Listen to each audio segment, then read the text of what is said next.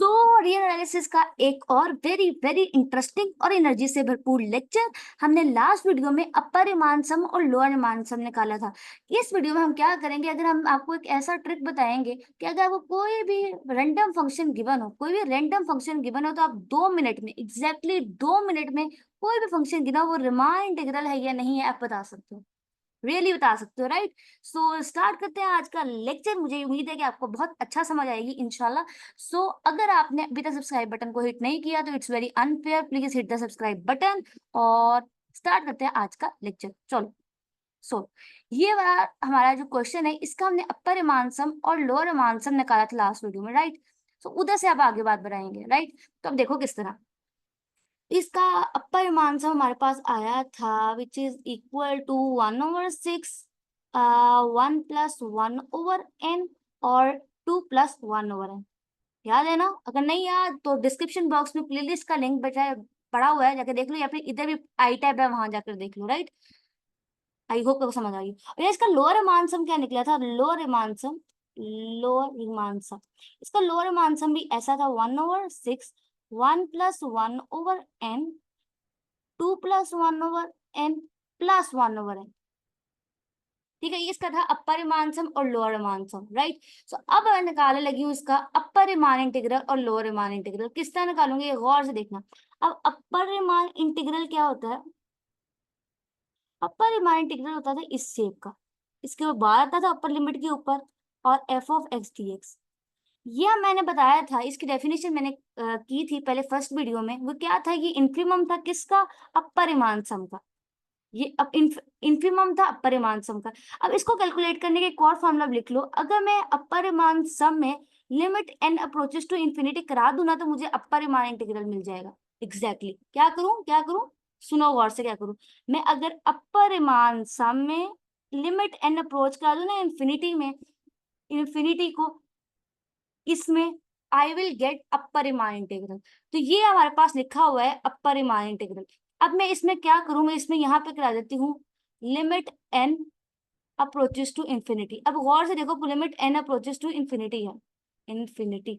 और अब गौर से देखना, हाँ ठीक है, वाई टी लेंगे यहाँ से, राइट। तो यहाँ पे आया 1/इंफिनिटी, जहाँ पे n है, यहाँ पे आया 1/इंफिनिटी। और आई होप आपको ये तो पता होगा 1/इंफिनिटी किसके इक्वल होता है? 0 के। यहाँ से भी गया 0 आया, तो ये क्या बन जाएगा? होगा 1/6, 1+0, और यहाँ पे आया 2+0, तो it becomes 1 × 2 becomes 2/6, which is 1/6 is the answer. Sorry, 1/3 is the answer, right. सो मैं इसको क्लियर करके लिख देती हूँ। सबका आंसर क्या निकलेगा? 1/3 निकल आया परिमाण इंटीग्रल।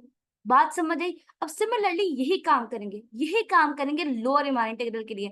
अब परिमाण इंटीग्रल में हमने लिमिट जो n अप्रोचेस टू इंफिनिटी था, वो किसमें किया था? परिमाण इंटीग्रल, अपरिमाण सम में। यहाँ पे लोअर रीमान इंटीग्रल के लिए भी, लोअर रीमान इंटीग्रल के लिए भी limit n approach to infinity कराएंगे लोअर रीमान सम में। तो यहाँ पे मैं लिख देती हूँ, यहाँ बार आएगा, यहाँ पे f(x) dx। तो क्या करोगे? लिमिट n को अप्रोच करा दोगे इंफिनिटी को, किसमें? लोअर रिमान सम, लोअर रिमान सम। इसको तो यहाँ से हटाओ, लोअर रिमान सम। तो लोअर रिमान सम यहाँ है, limit n approaches to infinity. So infinity जरा सही नहीं लिखा गया, यहाँ से आगे दोबारा लिख लेते हैं, विच इज ये। यहाँ आएगा इंफिनिटी, यहाँ आएगा इंफिनिटी, यहाँ आएगा इंफिनिटी। अब गौर से देखो, गौर से देखो, गौर से, ये भी 1/इंफिनिटी 0, ये भी 0, ये भी 0। तो यहाँ से भी क्या बचा हमारे पास?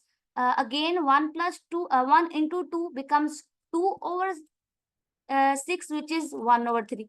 और आप जानते हो कोई भी फंक्शन रीमान इंटीग्रेबल कब होता है? अगर उसका अपर रीमान सम और लोअर रीमान सम इक्वल आ जाए। और अगर आप गौर से देखो, गौर से देखो, तो हुआ ये कि अपर रीमान इंटीग्रल और लोअर रीमान इंटीग्रल। सो अपर रीमान इंटीग्रल क्या है? अपर रीमान इंटीग्रल हमारे पास आया विच इज इक्वल टू 1/3, और लोअर रीमान इंटीग्रल हमारे पास आया, वो भी क्या आया? 1/3। क्योंकि ये दोनों इक्वल आ गए एक दूसरे के, ये दोनों एक दूसरे के इक्वल है। This is means that over function f is Riemann integrable on close interval 0 and 1। बात समझ आई? तो कोई भी फंक्शन गिवन हो, सुनो, कोई भी फंक्शन गिवन हो, first step is to find upper Riemann sum, second step is to find up lower Riemann sum. उसके बाद क्या करोगे, अपर रीमान सम में लिमिट एन को अप्रोच करा दोगे इंफिनिटी में, तो अपर रीमान इंटीग्रल निकल आएगा। Similarly step number 4 is that कि लिमिट एन को अप्रोच करा दो इंफिनिटी में अपर लोअर रीमान सम में, तो लोअर रीमान इंटीग्रल निकल आएगा। अगर अपर रीमान इंटीग्रल और लोअर रीमान इंटीग्रल इक्वल आ जाए तो तुम चुप करके लिख देना कि हमारा जो फंक्शन है ना वो उस इंटरवल पे, उस क्लोज इंटरवल पे क्या है, Riemann integrable. Very very simple. तो 2 मिनट में तुम इस तरह करके निकाल सकते हो।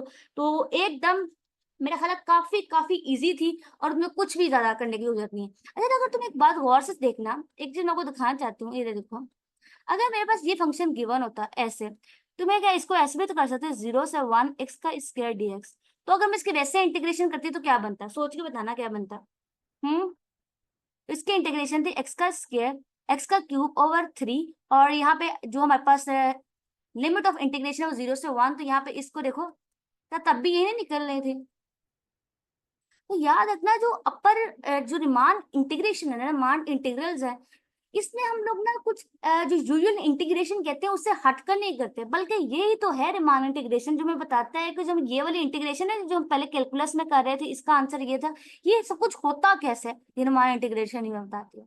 राइट, तो ये कुछ डिफरेंट नहीं है, बट इट इज दैट।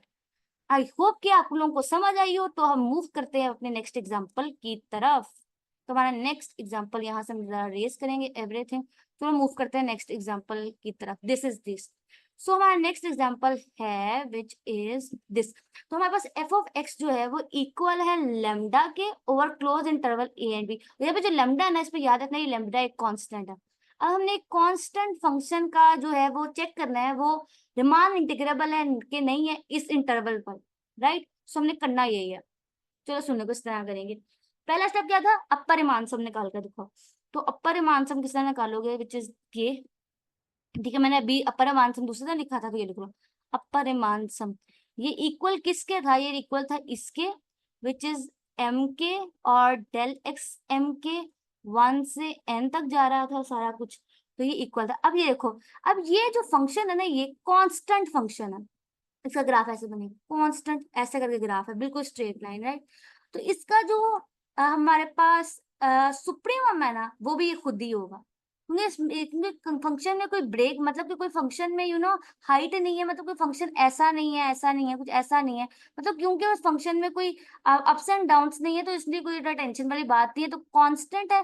तो ये देखो, ये सारा जो है ना इसका सुप्रीमम, सॉरी इसका जो हमारे पास आएगा सुप्रीमम ऑफ दैट इंटरवल, वो भी ये खुद ही होगा। और लेंथ ऑफ द इंटरवल कैसे निकालोगे, इस इंटरवल की किस तरह निकालोगे, b-a। सिमिलरली लोअर रीमानसम किस तरह निकालोगे, गौर से देखना। अगेन कांस्टेंट फंक्शन है, तो जो इंफिमम है हर इंटरवल का वो भी सेम है, विच इज लेमडा इटसेल्फ। और again b-a is the length of the interval. तो निकल आया अपर रीमान सम और लोअर रीमान सम। तो हम निकालते हैं अपर रीमान इंटीग्रल। अपर रीमान इंटीग्रल क्या है, लिमिट एन को अप्रोच करा दो इन्फिनिटी में, लिमिट एन को अप्रोच करा दो इन्फिनिटी में, किस में, इसके अंदर। तो ये खुद ही बचेगा ना, ये खुद ही आ जाएगा, क्योंकि एन ही नहीं है, तो एज इट इज आ गया। सिमिलरली हमारे पास आता है लोअर रिमान इंटीग्रल। उसमें भी क्या करना था, अपर लोअर रिमान इंटीग्रल में लिमिट एन को अप्रोच करा देना इन्फिनिटी में, अगेन ये खुद आया था। और अगर आप गौर से देखो तो क्या अपर रिमान इंटीग्रल और लोअर रिमान इंटीग्रल सेम नहीं है, दोनों सेम आ गए। तो this implies that F is Riemann integrable. हो गया। जो लास्ट एग्जांपल कराई थी ना अभी एक्स का स्क्वायर वाली, वो भी बहुत इंपॉर्टेंट एग्जांपल थी एग्जाम पॉइंट ऑफ व्यू से। और ये वाली है ना एग्जांपल कांस्टेंट फंक्शन वाली, ये भी बहुत इंपॉर्टेंट है। और इससे अगली जो करवाऊंगी बहुत इंपॉर्टेंट, मतलब कि 4-5 जो मैंने एग्जाम्पल करवानी है ना आपको, ये most important for your exams point of view, तो आपने जरूर अच्छे से करनी है, right. So this is all. समझ आ गया रिमान इंटीग्रल कैसे किया, अपर रीमान सब निकाला, लोअर रीमान सब निकाला, अपर रीमान इंटीग्रल निकाला, लोअर रीमान इंटीग्रल निकाला, और वो दोनों हुए इक्वल, तो हमने कह दिया क्या है हमारे पास फंक्शन रिमान इंटीग्रेबल। सो जल्दी से अब नेक्स्ट मूव करते हैं। नेक्स्ट एग्जांपल हमारे पास आ जाती है, यहाँ से हमें पॉइंट सिलेक्ट करना पड़ेगा, राइट। सो इधर आ जाओ। ये ये अगर गौर से आप लोग देखो ना, तो अब हमारे पास कौन सा गिवन है, विच इज पीसवाइज फंक्शन। और ये पीस वाइज फंक्शन है इस क्लोज इंटरवल पर, पीस वाइज फंक्शन है ना। वन आंसर दे रहा है जब हमारे पास जो हम रैशनल नंबर लें, where q is a rational number, और जीरो आंसर देता है जब हमारे पास एक्स कोई इरेशनल नंबर होता है। तो इस इंटरवल पर, इस क्लोज इंटरवल 0 1 पे दो ही पॉसिबल आंसर है, या तो वो 1 होगा या वो 0 होगा। और आंसर 1 होगा अगर अगर अगर अगर क्या हो, रैशनल नंबर हो, और आंसर 0 है जबकि इरेशनल नंबर हो। तो इसे कैसे करेंगे, बहुत गौर से देखना। पहली बात ये है कि किसी फॉर एनी पार्टीशन, देखो किसने करेंगे, for any partition P belongs to P01। अगर आप गौर से देखो, इसके दो ही पॉसिबल आंसर है, यह 0 है या 1 है, क्योंकि इधर से देखो ना, पीस वाइज फंक्शन मैंने कहा दो ही पॉसिबल बातें हैं, और कोई बात नहीं कर सकती। तो आप सोच के बताना, अगर दो ही पॉसिबल आंसर है, या 0 है या 1 है, और 0 1 क्या होते हैं, कांस्टेंट होते हैं। तो जैसे कांस्टेंट फंक्शन ने बिहेव किया था ना, ये भी लगभग वैसा ही बिहेव करेगा। देखो किस तरह, इसका जो सुप्रीमम है वो यकीनन 1 ही होगा पूरे इंटरवल पर, और इसका इन्फीमम ना पूरे इंटरवल पर 0 ही होगा। सबसे लोअर वैल्यू पूरे इंटरवल पर 0 है, सबसे बड़ी वैल्यू पूरे इंटरवल 1 है, क्योंकि दो ही वैल्यूज दे रहा है इस पूरे इंटरवल में। बात समझ आई। फॉर यहाँ पे लिख देंगे, तो जो हमारा 1 के, क्योंकि हमारा के है ना वो इंटरवल के बीच में ही आ रहा है। तो अब कैलकुलेट कर लेंगे अपर रिमान सम और लोअर रिमान सम।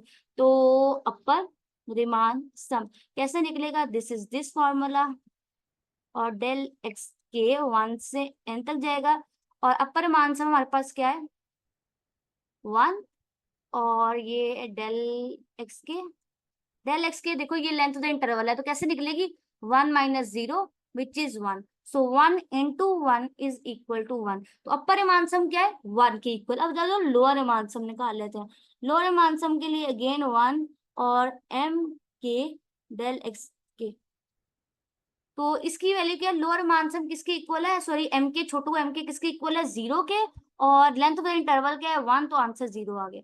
राइट। तो अब निकाल लेते हैं लिमिट n को अप्रोच कराएंगे इन्फिनिटी पर, और देखते हैं upper Riemann integral lower Riemann integral की क्या आंसर निकलते हैं।